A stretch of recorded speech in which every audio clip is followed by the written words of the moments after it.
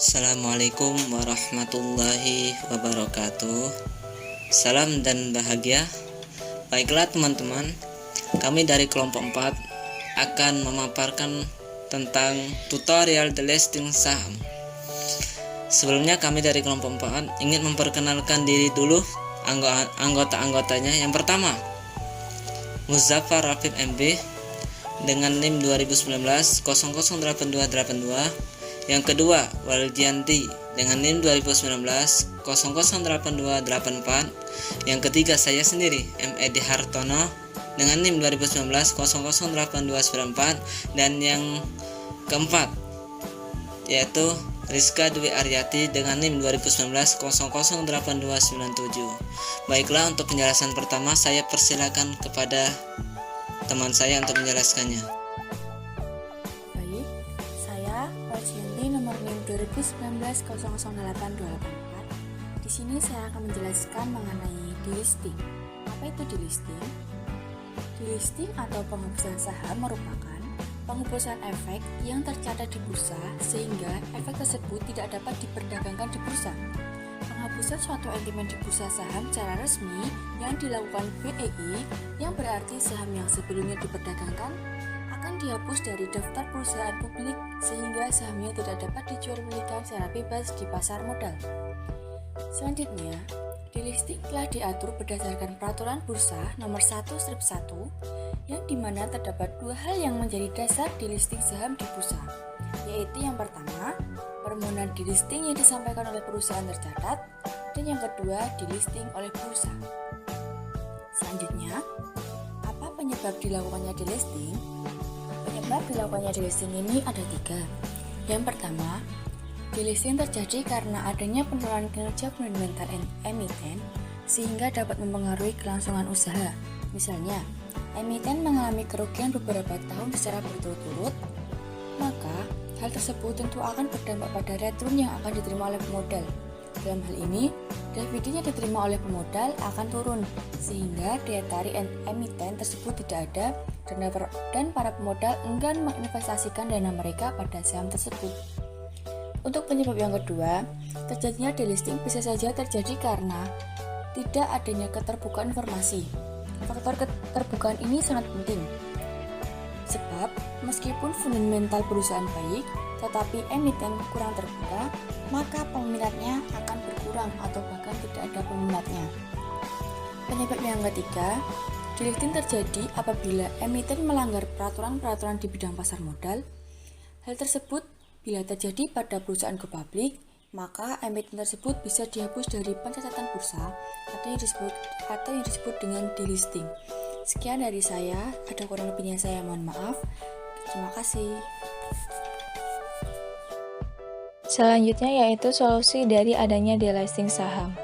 Yang pertama, menjual saham tersebut di pasar negosiasi, yang artinya BEI akan membuka suspensi saham yang akan delisting dalam waktu tertentu atau umumnya hanya beberapa hari, di mana suspensi akan dibuka di pasar negosiasi.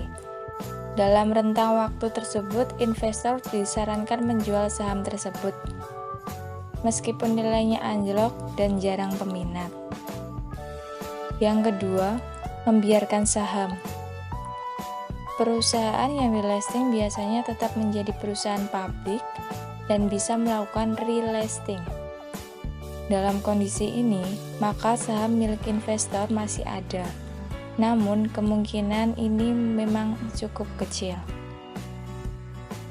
Selanjutnya yaitu jenis delisting saham.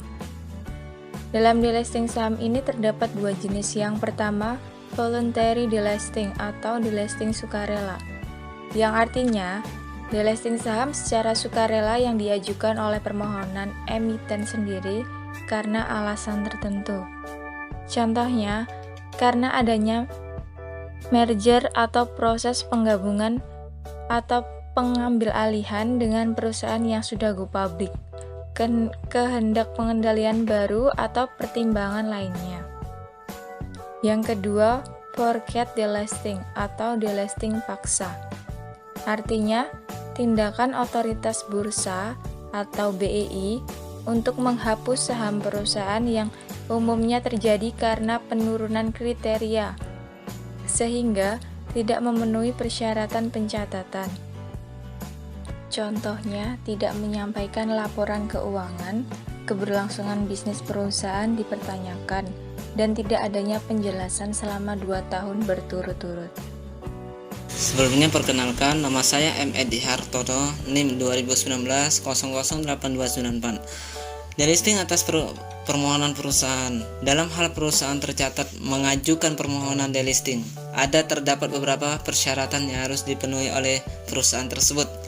Yang pertama, perusahaan telah tercatat di bursa selama sekurang-kurangnya 5 tahun.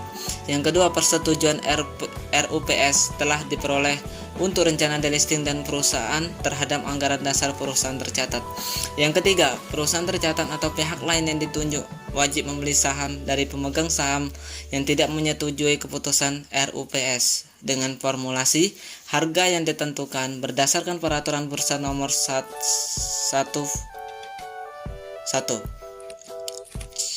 Prosedur delisting saham atas permohonan perusahaan tercatat. Yang pertama, perusahaan wajib menyampaikan rencana delisting kepada bursa sebelum menyampaikan keterbukaan informasi awal kepada publik. Yang kedua, perusahaan tercatat wajib melakukan keterbukaan informasi awal kepada publik melalui sekurang-kurangnya 1 surat kabar berperedaran nasional yang memuat informasi yang sama dengan informasi yang telah disampaikan ke bursa. Apabila RUPS menyetujui rencana delisting, perusahaan tercatat wajib mengumumkan keterbukaan informasi pada sekurang-kurangnya 1 surat kabar berperedaran nasional mengenai tata cara pembelian saham. Mungkin ini saja penjelasan dari saya. Saya mengucapkan terima kasih. Assalamualaikum warahmatullahi wabarakatuh. Salam dan bahagia. Nama saya Muzaffar Afif Mansur Butudoka, NIM 2019 008282. Langsung saja, di sini saya akan melanjutkan pemaparan tentang prosedur delisting saham atas permohonan perusahaan yang tercatat. Nah, perusahaan tercatat menyampaikan permohonan delisting kepada bursa harus disertai dengan laporan pelaksanaan pembelian saham dan opini dari konsultan hukum yang menyatakan bahwa proses pembelian saham yang dimaksud telah selesai dan sudah sesuai dengan ketentuan yang berlaku. Selanjutnya, bursa akan melakukan suspensi atas perusahaan tercatat yang berencana melakukan delisting saham atas permohonan dari perusahaan tercatat.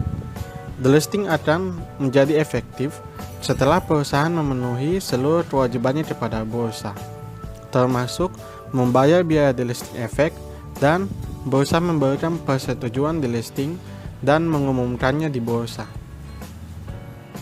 Selanjutnya, delisting saham oleh bursa.